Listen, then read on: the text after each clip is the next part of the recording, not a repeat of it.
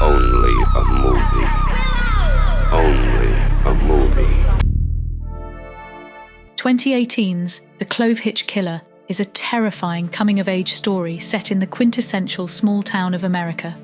The Burnside family appears to be the epitome of middle-class perfection, actively volunteering for their church, leading the local scout group, and being pillars of their community. However, when the teenage son stumbles upon disturbing images in his father's possession, he grapples with the horrifying paranoia that his seemingly wholesome father might be the twisted serial killer who terrorized their town a decade ago, all while the people he thought were his closest friends ostracize and abandon him. But what if the killer depicted in this film was actually based on a real-life serial killer, one with a starkly more violent history? Beyond the confines of a small, fictitious town, chilling events mesmerized Americans on broadcast television. On February 28, 2005, police arrested Dennis Rader, better known as BTK, or Bound, Torture, Kill. BTK's sadistic killings had terrorized Wichita, Kansas for over 30 years. For the last 5,326 days, I have wondered what it would be like to confront the walking cesspool that took my mother's precious life. To his community, he was a scout leader, president of his church council, and a loving father and husband.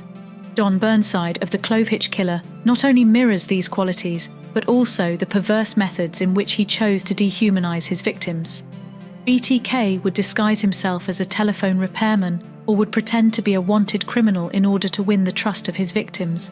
All I did was rob a bank and no one got hurt, but I need to get away.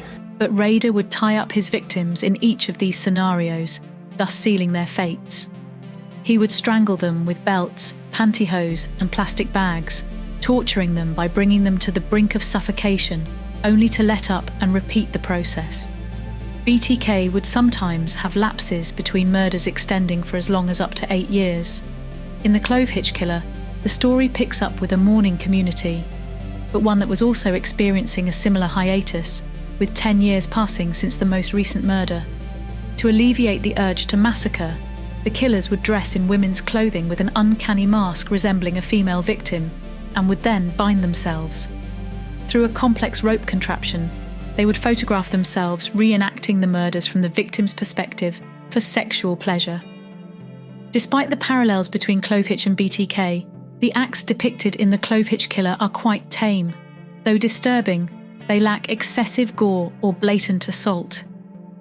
Scenes of obtuse gore are replaced with bone-chilling dialogue.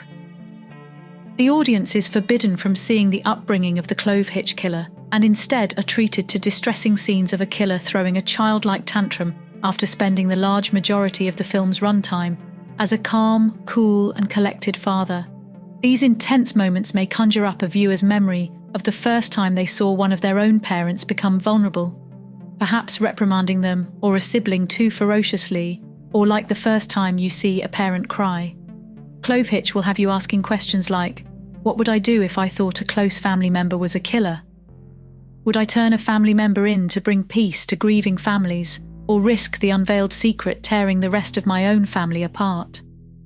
The protagonist and son of Don Burnside, Tyler, finds not only his faith tested, but also the bonds of the people he thought were closest to him. His fascination with finding out whether the Clovehitch Killer is his father sparks an unlikely relationship with a girl named Cassie. Cassie is also a young teen with a poor and unfair reputation.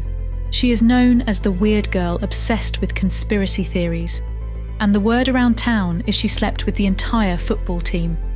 The time he spends with her reveals several things to Tyler, things such as one's reputation should not always supersede them, a parent's word is not always gospel, and that love can be found in the strangest of places.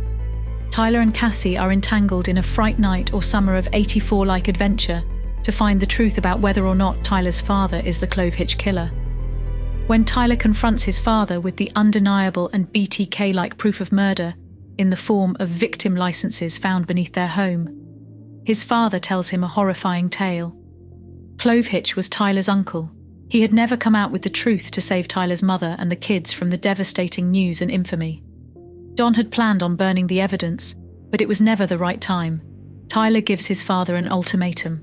Tyler asks his father to either turn in the evidence or finally burn it, and his father chooses to burn the evidence to save his wife from the horror of her brother's secret. But was this revelation the truth? With the knowledge of the supposed truth, Tyler goes off to college. The stage is set, and with his only accuser far from home, Don succumbs to his predatory instinct, just as Dennis Rader would also break the silence of the BTK after years of lurking in the shadows. Clovehitch would then stalk his new victim, dressing as a handyman to scope out his victim's yard and home, just as BTK dressed as a telephone worker and even worked in the home security industry. Clovehitch would later break into the home while his victim slept, waking her up at gunpoint with a story that he is a wanted criminal who doesn't want to hurt her, but will be stealing her car. This is the same fake story that established a paper-thin level of trust between BTK and his victims. Clovehitch instructs his victim to tie herself up so that he can get away without her immediately calling for help. But once she is bound, he begins suffocating her with a bag over her head while he takes Polaroids of his crime. True crime aficionados will get a chill down their spine as they recall the similarities between this scene and the actions Dennis Rader performed when committing his first murder of an entire family, consisting of a husband, wife, and their 2 young children. Confronted by his son and Cassie, who had been secretly trailing him, Don shows that he cares more for his secret predatory acts than his own flesh and blood. Tyler and Cassie are able to subdue Don, and this is where the film and reality diverge.